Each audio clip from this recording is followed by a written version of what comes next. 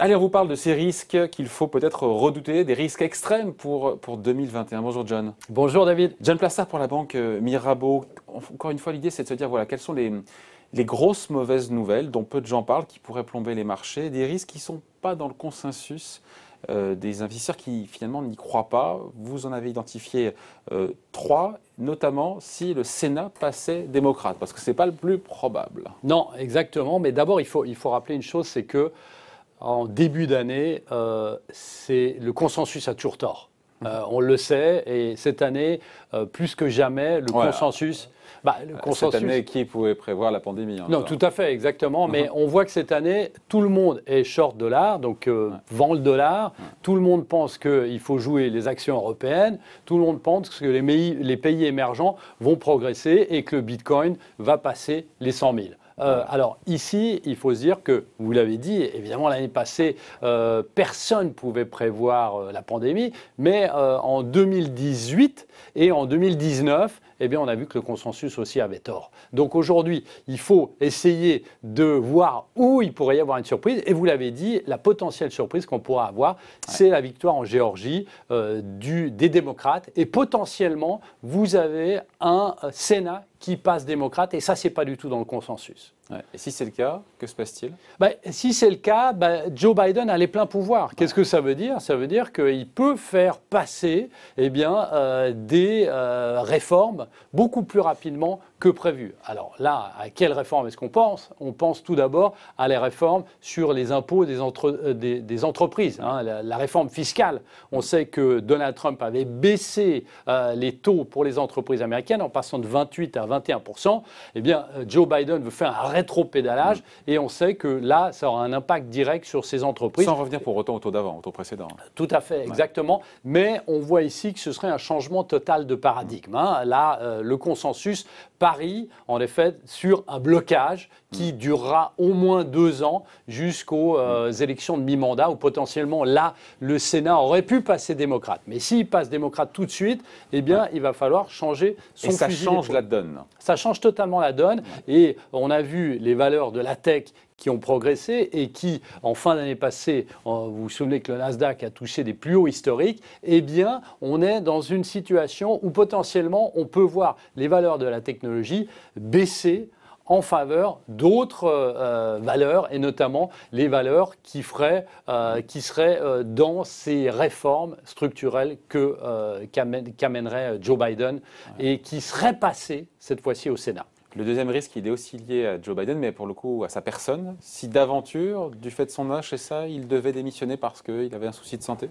78 ans, on ne peut pas l'exclure, évidemment. Alors, il a été le premier à avoir une injection contre le coronavirus. C'est un des premiers. Mais on ne peut pas exclure qu'il lui arrive quelque chose ces 4 prochaines années. Alors, qu'est-ce que ça ferait? Kamala Harris deviendrait la première femme présidente aux États-Unis. Ça changerait totalement la donne, puisque on sait qu'elle a un aspect un peu plus radical, entre guillemets, que Joe Biden, et il faudra revoir totalement la politique et les données économiques si elle est au pouvoir. Et donc ça changerait. Alors c'est arrivé à de rares fois, mais on peut imaginer que pour un problème de santé, eh bien Joe Biden démissionne en cours de mandat. Et il y a une chose qu'il faut rappeler ici, et c'est la première fois que ça arrive, c'est que lorsque les Américains ont voté pour Joe Biden, ils savaient pertinemment que Joe Biden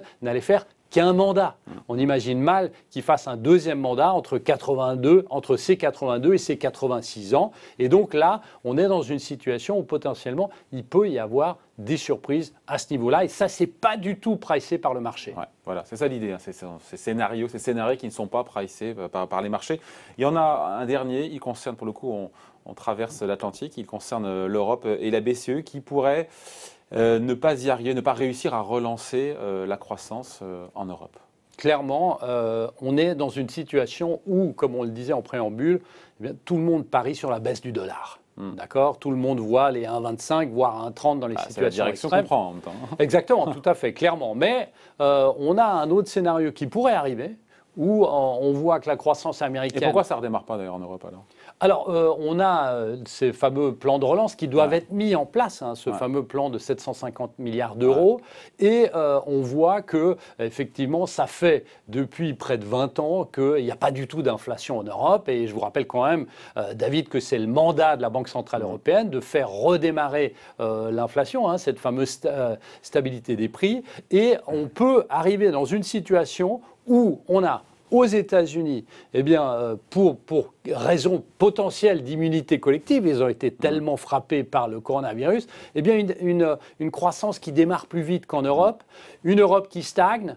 On voit cette fameuse thème de réflation, hein, le redémarrage de l'inflation qui ne fonctionne pas, et la Banque Centrale Européenne, contrairement à la Fed qui pense à normaliser, alors pas tout de suite bien évidemment, mais à normaliser dans 2 ans, voire l'année prochaine, eh bien on voit la BCE qui relance potentiellement encore des rachats d'actifs. Et là, qu'est-ce qui pourrait se passer? Un rétropédalage et potentiellement eh bien, $1 qui progresse. Et mais c'est bon, ça, un euro qui baisse, c'est bon pour la zone euro. Alors, ce serait bon pour la zone euro, mais on sait que ce n'est pas un effet immédiat et que ça prend du temps. On parle normalement de 12 à 18 mois, hein, donc on n'y est pas encore. Alors, potentiellement pour 2021.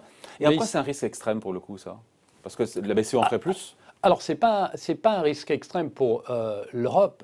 Il y a 2 constats. Le premier, c'est que le dollar va progresser, d'accord, dans une situation extrême.